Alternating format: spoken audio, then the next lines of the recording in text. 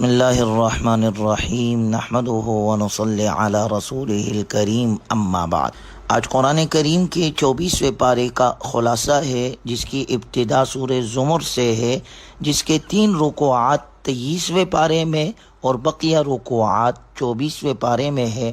یہ سورۃ مبارکہ 75 آیات اور 8 رکوعات پر مشتمل ہے۔ اس سورت کے آخری رکوع میں لفظ زمر آیا ہے، الی الجنت زمرا، یعنی گروہ در گروہ انسان جنت میں جائیں گے اور گروہ در گروہ نافرمان جہنم میں جائیں گے۔ اسی لفظ کی نسبت سے سورت کا نام زمر ہے۔ اللہ تعالیٰ کا ارشاد مبارک ہے، تنزیل الکتاب لا ریب فیہ من رب العالمین، انا انزلنا الیک الکتاب بالحق فاعبد اللہ مخلصا لہ الدین۔ سورت کے ابتدا میں قرآن کریم کے معجزہ ہونے کا ذکر ہے، اور پھر رسول اللہ صلی اللہ علیہ وسلم کے واسطے سے گویا تمام مسلمانوں کو حکم دیا گیا ہے کہ عبادت کو اللہ کے لیے خالص رکھے، اس میں ریا وغیرہ کی ملاوٹ ہرگز نہ ہونے دے۔ اس صورت مبارکہ کی آیت نمبر 6 میں اللہ کا ارشاد ہے، یخلقکم فی بطون امہاتکم خلقا من بعد خلق فی ظلمات 3، کہ اللہ تعالیٰ تمہیں ماں کے پیٹ میں 3 اندھیریوں میں پیدا کرتا ہے۔ پہلا اندھیرا ماں کا پیٹ، دوسرا اندھیرا رحم مادر کا، اور تیسرا اندھیرا اس جلی کا جس میں بچہ لپٹا ہوا ہوتا ہے۔ گویا اللہ کی تخلیق کا نظام دیکھے کہ 3 اندھیریوں کے اندر انسان کو پیدا کرتا ہے۔ جبکہ انسان اپنے ذات میں غور کرے تو انسان تو اندھیرے میں قدم نہیں اٹھا سکتا۔ ذالکم اللہ ربکم لہ الملک لا الہ الا ہو، وہ اللہ جو تمہارا رب ہے، ساری بادشاہت اسی کی ہے، اس کے سوا کوئی عبادت کے لائق نہیں، لہٰذا صرف اسی کی عبادت کی جائے۔ چنانچہ دوسرے رکوع میں نبی صلی اللہ علیہ وسلم کو تلقین کی گئی ہے کہ وہ اعلان کرے، قل انی امرت ان اعبد اللہ مخلصا لہ الدین، کہ مجھے حکم دیا گیا ہے کہ میں اللہ کی بندگی کروں مکمل اطاعت کے ساتھ، اور سب سے پہلے اللہ کے فرمانبردار ہونے کی مثال قائم کروں۔ جو لوگ اللہ کی بندگی کرتے ہیں اور طاغوت کے خلاف ڈٹ جاتے ہیں، وہی اللہ کے محبوب بندے ہیں۔ قل ان الخاسرین الذین خسروا انفسهم واہلیہم یوم القیامہ الا ذلک هو الخسران المبین۔ اللہ تعالیٰ کی نافرمانی کا راستہ نہ صرف تمہیں بلکہ تمہارے گھر والوں کو بھی جہنم میں لے جائے گا۔ گھر والوں کی دینی تربیت نہ کر کے تم انہیں سب سے بڑے خسارے سے دوچار کر دو گے۔ جس طرح انسان خود عمل صالح کرتا ہے، اس کے ساتھ یہ بھی فکر ہونی چاہیے کہ میرے گھر والے بھی نیکی کے کام کرنے والے ہو، لہٰذا ہم اپنے ساتھ اپنے گھر والوں کو بھی دنیا آخرت کے خسارے سے بچانے والے ہو۔ چنانچہ تیسرے رکوع میں اللہ نے ذکر کیا ہے، افمن شرح اللہ صدرہ للاسلام فہو علی نور من ربہ، کہ اللہ جس بندے کے لیے خیر کا فیصلہ فرماتا ہے اس کا سینہ شریعت پر عمل کے لیے کھول دیتا ہے۔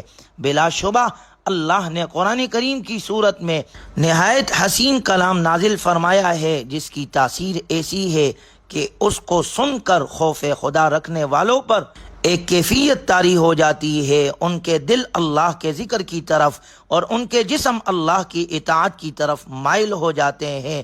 یہ ہے وہ نور ہدایت جو اللہ کی طرف سے عطا ہوتا ہے۔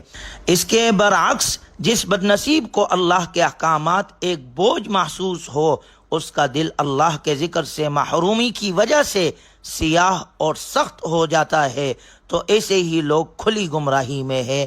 اس کے بعد اگلی آیات میں عقیدہ توحید کی نعمت کو ایک مثال کے ذریعے سے واضح کیا گیا ہے۔ اگر ایک غلام کے باہم لڑنے والے کہیں آقا ہو تو اس کی زندگی انتہائی مشکلات کا شکار ہوگی۔ اس کے برعکس جس غلام کا صرف ایک ہی آقا ہوگا وہ بڑے سکون میں ہوگا۔ اسی طرح صرف ایک اللہ کی بندگی انسان کو دوسرے کے خوف یا دوسروں کی چاپلوسی سے بچا کر نہ صرف سکون بلکہ باوقار زندگی عطا کرتی ہے۔ اس کے بعد چوتھے رکوع جس سے 24ویں پارے کی ابتدا بھی ہوتی ہے، اس میں اللہ تعالیٰ کا ارشاد مبارک ہے، الیس اللہ بکاف عبدہ، کیا اللہ بندے کے لیے کافی نہیں ہے؟ وہ اللہ جو کل اختیار رکھتا ہے، جو چاہے سو کر سکتا ہے اور جو چاہے سو دے سکتا ہے۔ مشرکین ان لوگوں کو جو صرف اور صرف اللہ ہی کو معبود مانتے تھے اپنے خود ساختہ معبودوں کی ناراضگی سے ڈراتے تھے۔ حقیقت یہ ہے کہ جو صرف اللہ ہی کو معبود مانتا ہے وہ کسی سے بھی نہیں ڈرتا، کیونکہ وہ یقین رکھتا ہے کہ اللہ ہی ہے جس کے اختیار میں جملہ مخلوقات کا نفع اور نقصان ہے۔ 5ویں رکوع میں اللہ تعالیٰ نے مشرکین کے اس دعوے کا ذکر کیا ہے، ام اتخذوا من دون اللہ شفعاء۔ مشرکین یہ کہا کرتے تھے کہ ان کے خود ساختہ معبود روز قیامت اللہ کے ہاں ان کے حق میں شفاعت کریں گے۔ اللہ نے فرمایا قل للہ الشفاعۃ جمیعا، در حقیقت شفاعت کا مکمل اختیار اللہ کے پاس ہے، اس کے سوا دیگر معبود بے اختیار ہے۔ اللہ ہی یہ فیصلہ فرمائے گا کہ کس نیک بندے نے شفاعت کرنی ہے اور کس کے حق میں کرنی ہے۔ قیامت کے دن اللہ تعالیٰ اس سارے حقیقت حال کو واضح کر دے گا۔ 6 رکوع میں گناہ گاروں کے لیے انتہائی مفید آمیز بشارت ہوئی ہے۔ اللہ کا ارشاد ہے قل یا عبادی الذین اسرفوا علی انفسہم لا تقنطوا من رحمت اللہ۔ اللہ کی طرف سے اعلان کیا گیا ہے کہ کثرت سے گناہ کرنے والوں کو بھی اللہ کی رحمت سے کبھی مایوس نہیں ہونا چاہیے۔ ان اللہ یغفر الذنوب جمیعا، اگر انسان سچے دل سے توبہ کرے تو اللہ سارے گناہوں کو معاف کر دے گا، وہی اللہ بخشنے والا رحم فرمانے والا ہے۔ گویا غور کیا جائے بندوں پر اللہ کی خصوصی رحمت اور اس کے فضل و احسان میں سے یہ بھی ہے کہ وہ خطا کاروں کو، مجرموں اور کافروں کے لیے رحمت اور توبہ کا دروازہ کھلا رکھتا ہے اور انہیں خود توبہ اور رجوع الی اللہ کی دعوت دیتا رہتا ہے۔ وہ گناہ گاروں کو مایوس نہیں کرتا بلکہ ان کے دل میں امید کا چراغ روشن کرتا ہے۔ اللہ تبارک و تعالی نے اپنے نبی صلی اللہ علیہ وسلم کو حکم دیا کہ آپ فرما دیجئے، آپ کہیں میرے بندوں کو جنہوں نے اپنے اوپر زیادتی کی ہے تم اللہ کی رحمت سے مایوس نہ ہو جاؤ، بے شک اللہ سارے گناہ معاف کر دے گا، یقیناً وہ بے حد بخشنے والا انتہائی مہربان ہے۔ سورت کے آخری آیات میں اللہ تبارک و تعالی نے انسانوں کے 2 گروہوں کا ذکر کیا ہے۔ پہلا گروہ وسیق الذین کفروا الی جہنم زمرا، کہ جن لوگوں نے کفر اپنایا تھا انہیں جہنم کی طرف گروہ کی شکل میں ہنکایا جائے گا اور وہ جہنم کے عذاب میں مبتلا ہوں گے۔ اللہ ہماری حفاظت فرمائے۔ دوسرا گروہ وسیق الذین اتقوا ربہم الی الجنۃ زمرا، کہ جنہوں نے اپنے رب سے تقوی کا معاملہ رکھا تھا انہیں جنت کی طرف گروہ کی شکل میں لے جایا جائے گا، اور جب وہ جنت میں داخل ہوں گے کہیں گے الحمدللہ الذی صدقنا وعدہ، تمام تر تعریفیں اللہ کی ہے جس نے ہم سے اپنا وعدہ سچ کر دکھایا اور ہمیں جنت کا وارث بنایا، جنت کی یہ نعمتیں ہمیں عطا کی۔ اور وہ فرشتوں کو دیکھیں گے کہ عرش کے ارد گرد حلقہ بنائے ہوئے ہوں گے، اپنے رب کی حمد کے ساتھ تسبیح کر رہے ہوں گے، اور لوگوں کے درمیان برحق فیصلہ کر دیا جائے گا۔ وقیل الحمدللہ رب العالمین، اور کہنے والے کہیں گے تمام تر تعریف اللہ کی ہے جو سارے جہانوں کا پروردگار ہے۔ اس کے بعد سورہ غافر ہے جس کو سورہ مؤمن بھی کہا جاتا ہے، جو 85 آیات اور 9 رکوعات پر مشتمل ہے۔ اس سورت کو سورہ غافر اس وجہ سے کہتے ہیں کہ آیت نمبر 3 کے شروع میں غافر الذنب آیا ہے۔ غافر کہتے ہیں بخشش کرنے والے کو، مغفرت کرنے والے کو، یہ اللہ کی صفت ہے۔ دوسری وجہ ایک بندہ مومن کا خاص طور پر اس میں تذکرہ ہے، جس تذکرے کی وجہ سے اس سورت کا دوسرا نام سورہ مؤمن بھی ہے۔ سورت کے ابتداء میں قرآن کریم کے وحی الہی ہونے کا ذکر کرنے کے بعد ایک ہی آیت میں اللہ کی 4 صفات بیان کی گئی ہے۔ غافر الذنب وقابل التوب شدید العقاب ذی الطول لا الہ الا هو الیہ المصیر، کہ وہ اللہ جو گناہ معاف کرنے والا، نمبر 2 توبہ قبول کرنے والا، نمبر 3 سخت سزا دینے والا، اور نمبر 4 وہ اپنے بندوں پر فضل و احسان کرنے والا ہے۔ اس کے بعد اگلی آیات میں بشارت دی گئی ہے کہ اللہ کے مقربین یعنی اس کا عرش اٹھانے والے اور عرش کے گرد طواف کرنے والے فرشتے اللہ کی تسبیح کرتے ہوئے ان اہل ایمان کے لیے بخشش طلب کرتے ہیں جو گناہوں پر توبہ کرتے ہیں اور اللہ کے راستے کی پیروی کرتے ہیں۔ اور دعا کتنی شاندار ہے، آیت نمبر 8 میں ربنا وادخلهم جنات عدن التي وعدتهم ومن صلح من آبائهم وازواجهم وذرياتهم، کہ اے ہمارے رب نہ صرف ان مؤمن بندوں کو بلکہ ان کے اہل ایمان، باپ دادا، اولاد اور بیویوں کو جنت کی نعمت عطا کی جائے۔ اللہ ہمارے حق میں بھی یہ دعا قبول فرمائے۔ دوسرے رکوع میں اللہ کا ارشاد ہے فَادْعُوا اللَّهَ مُخْلِصِينَ لَهُ الدِّينَ وَلَوْ كَرِهَ الْكَافِرُونَ، اے لوگو اللہ کو اس طرح پکارو کہ تمہاری تابعداری خالص اسی کے لیے ہو چاہے کافروں کو کتنا ہی برا کیوں نہ لگے۔ تیسرے رکوع میں حضرت موسیٰ علیہ السلام کا ذکر ہے وَلَقَدْ أَرْسَلْنَا مُوسَىٰ بِآيَاتِنَا وَسُلْطَانٍ مُّبِينٍ إِلَىٰ فِرْعَوْنَ وَهَامَانَ وَقَارُونَ فَقَالُوا سَاحِرٌ كَذَّابٌ، کہ جب حضرت موسیٰ علیہ السلام کو فرعون، حامان اور قارون کی طرف واضح معجزات کے ساتھ بھیجا گیا تو ان ظالموں نے معجزات کو جادو قرار دیا اور سرکشی کی اس انتہا کو پہنچے کہ بنی اسرائیل کے ہر پیدا ہونے والے بچے کو قتل کرنے کا ظالمانہ فیصلہ کیا۔ فرعون نے اپنے سرداروں کے سامنے اس خدشے کا اظہار کیا کہ اگر موسیٰ علیہ السلام کو مہلت دی گئی تو وہ ہمارے نظام کو نیست و نابود کر دیں گے، ہمیں انہیں قتل کر دینا چاہیے۔ حضرت موسیٰ علیہ السلام نے اللہ سے مدد مانگی، اللہ نے ظالموں کی تمام سازشوں کو ناکام کر دیا۔ چوتھے رکوع میں ایک مؤمن بندے کا خاص طور پر تذکرہ کیا گیا ہے وقال رجل مؤمن، اور اسی تذکرے کی وجہ سے اس سورت کا نام سورہ مؤمن بھی ہے۔ یہ شخص خفیہ طور پر ایمان قبول کر چکا تھا۔ جب فرعون نے اپنے دربار میں حضرت موسیٰ علیہ السلام کو شہید کرنے کا ناپاک منصوبہ پیش کیا تو اس رجل مؤمن نے فرعون کے خلاف کلمہ حق کہہ کر ایمان افروز جہاد کیا۔ یہ رجل مؤمن حضرت موسیٰ علیہ السلام کی دفاع کے لیے اٹھ کھڑا ہوا اور کہنے لگا اتقتلون رجلا ان یقول ربی اللہ، کیا تم ایک ایسے شخص کا خون صرف اس لیے بہانا چاہتے ہو کہ وہ کہتا ہے کہ میرا رب اللہ ہے، جبکہ وہ تمہارے پاس واضح دلائل اور روشن معجزات بھی لے کر آیا ہے۔ اور اس کے ساتھ ساتھ اس نے قوم کو خبردار کیا کہ مجھے اندیشہ ہے کہ اگر تم نے حضرت موسیٰ علیہ السلام کی دعوت کو جھٹلایا تو تمہارا وہی عبرتناک انجام ہوگا جیسے قوم نوح، قوم عاد، قوم سمود اور دیگر سرکش اقوام کا ہوا تھا۔ تم پر اچانک عذاب آئے گا، تم فریادیں کرو گے لیکن کوئی تمہیں اللہ کی پکڑ سے نہیں بچا سکے گا۔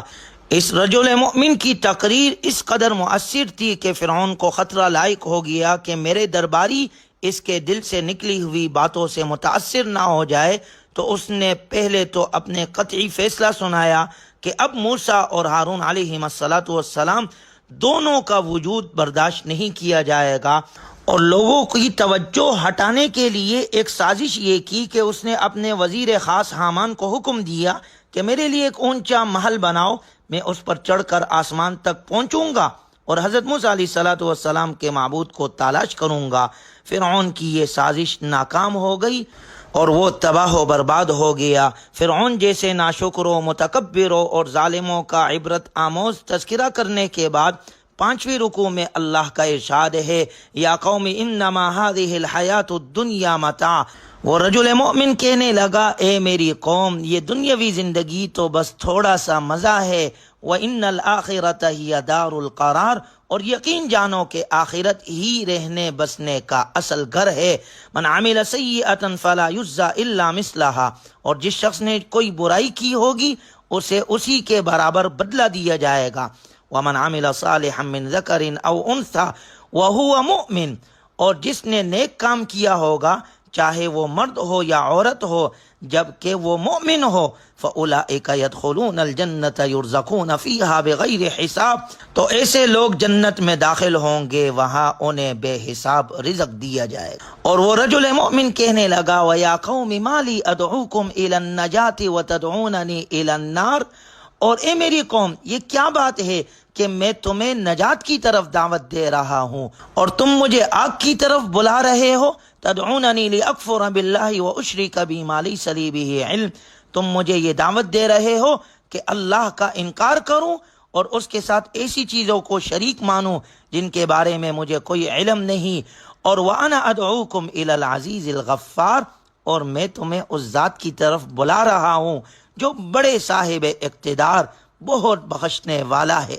چنانچہ چھٹے رکوع میں اللہ نے ذکر کیا اِنَّا لَنَنصُرُ رُسُلَنَا وَالَّذِينَ آمَنُوا فِي الْحَيَاةِ الدُّنْيَا وَيَوْمَ يَقُومُ الْأَشْهَادُ، کہ اللہ تعالیٰ اپنے رسولوں اور اہل حق کی دنیا اور آخرت میں ضرور مدد فرمائے گا۔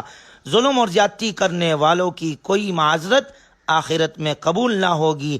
اہل حق کو نصیحت کی گئی کہ وہ دشمنان حق کے مقابلے میں اللہ کی پناہ طلب کرے اور اللہ کے ساتھ اپنے تعلق کو مضبوط بنائے۔ ساتویں رکوع میں اللہ کی نعمتوں کا ذکر ہے کہ اس اللہ نے رات کو ہمارے لیے آرام اور سکون اور دن کو کام کاج کے لیے بنایا، زمین کو بچھونا بنایا اور آسمان کو محفوظ چھت، ہمیں عمدہ صورتوں میں تخلیق کیا اور انتہائی پاکیزہ رزق عطا کیا۔ بلا شبہ اللہ ہی ہمارا خالق، رازق اور مالک اور ہر ضرورت پوری کرنے والا رب ہے۔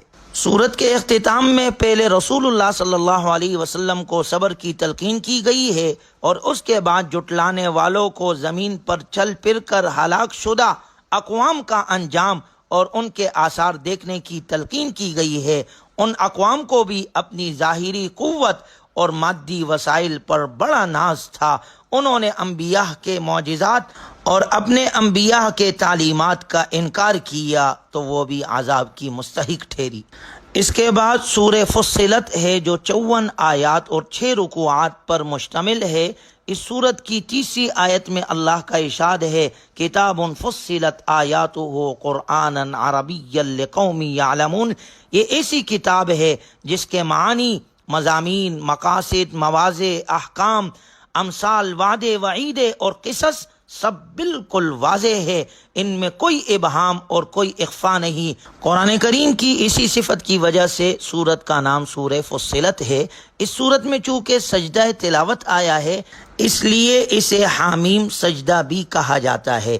سورت کے دوسرے رکوع میں بتایا گیا ہے کہ اللہ تعالیٰ نے زمین اور اس کے جملہ خزانے 4 دنوں میں بنائے، 7 آسمان 2 دنوں میں تخلیق کیے، پھر زمین اور آسمانوں کے کردار کے لیے ایک ضابطہ طے کیا۔ جس اللہ نے یہ سب تخلیقی عمل کیا، کیا کوئی اور اس کا شریک ہو سکتا ہے؟ افسوس ہے شرک کرنے والوں پر، اگر وہ باز نہ آئے تو ان کا انجام بھی وہی ہوگا جو قوم عاد، قوم سمود کا ہوا۔ قوم عاد نے تکبر سے اللہ کی بندگی کی دعوت کو ٹکرایا اور دعویٰ کیا، کہنے لگے من اشد منا قوہ، کہ کوئی ہے جو ہم سے زیادہ طاقتور ہو۔ اللہ نے جواب میں کہا اولم یروا ان اللہ الذی خلقہم هو اشد منہم قوہ، وہ اللہ جس نے تمہیں پیدا کیا ہے وہ تم سے زیادہ طاقتور ہے۔ جو نعرہ آج کا فرعون متکبر لگاتا ہے کہ ہم سے زیادہ قوت میں کون ہے، یہی نعرہ قوم عاد لگاتی تھی۔ قوم عاد کو اللہ نے ہوا کے ذریعے سے ہلاک کر دیا اور ان کی طاقت انہیں نہ بچا سکی، لہٰذا کوئی کتنا ہی طاقتور کیوں نہ ہو اللہ کے گرفت سے بچ نہیں سکتا۔ تیسرے رکوع میں اللہ کا ارشاد ہے حتی اذا ما جاؤها شہد علیہم سمعہم وابصارہم وجلودہم بما کانوا یعملون، کہ قیامت کے دن مجرمین کے خلاف ان کی آنکھیں، ان کے کان، ان کی کھالیں گواہی دے گی۔ وہ ان سے شکایت کریں گے کہ تم نے ہمارے خلاف کیوں گواہی دی؟ ان کے اعضاء جواب دیں گے کہ اللہ کے حکم سے آج ہمیں بولنے کی طاقت دی گئی، اس لیے ہم بول رہے ہیں۔ تم سمجھتے تھے کہ ہمارے جرائموں پر پردہ ہے اور یہ یوں ہی رہے گا اور انہیں کوئی نہیں جانتا، تمہارے اسی گمان نے تمہیں برباد کر دیا۔ اب تم خاموش رہو یا فریاد کرو تمہیں بہرحال آگ کے بدترین عذاب سے دوچار ہونا ہے۔ اللہ ہماری حفاظت فرمائے اور ہر قسم کے عذاب سے اللہ ہمیں محفوظ فرمائے۔ چوتھے رکوع میں اللہ کا ارشاد ہے وَقَالَ الَّذِينَ كَفَرُوا لَا تَسْمَعُوا لِهَذَا الْقُرْآنِ وَالْغَوْا فِيهِ لَعَلَّكُمْ تَغْلِبُونَ۔ مشرکین مکہ کے اس بات کا ذکر کیا گیا ہے جو کہتے تھے کہ اگر اپنا غلبہ برقرار رکھنا ہے تو قرآن کریم کی تبلیغ میں رکاوٹ ڈالو۔ قرآن کی تبلیغ جاری رہی تو لوگ اس کی تاثیر سے فیضیاب ہو کر دائرہ اسلام میں داخل ہوتے رہیں گے اور آخر کار اسلام غالب ہو جائے گا۔ اس وقت بھی مشرکین قرآنی تعلیمات کو روکتے تھے اور آج کے منافقین بھی اور آج کے دشمنان اسلام بھی قرآنی تعلیمات کو روکتے ہیں، مدارس کو بند کرواتے ہیں، قرآنی تعلیمات اور ان علوم کو حاصل کرنے والوں کے خلاف طرح طرح کے منصوبے بناتے ہیں۔